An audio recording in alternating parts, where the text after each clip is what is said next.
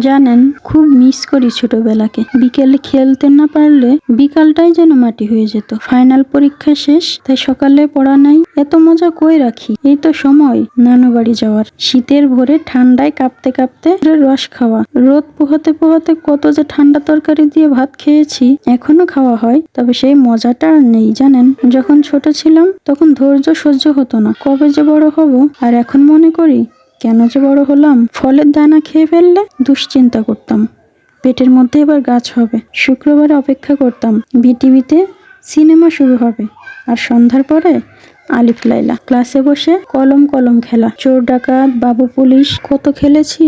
গোল্লা ছুট, এক্কা দোক্কা, বউসি, খুঁটিমুচি তো আছেই। এখনকার বাচ্চারা সব জানেই না। স্কুল ছুটি হলে দৌড়ে বাসায় আসতাম মিনা কার্টুন দেখার জন্য।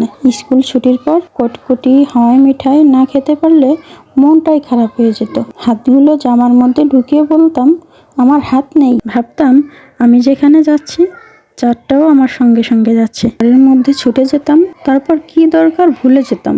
ঘর থেকে বেরিয়ে আসার পর মনে পড়তো। এসব ভাবলেও এখন ভালো লাগে, আবার মন খারাপও হয়। খুব মিস করি দিনগুলোকে।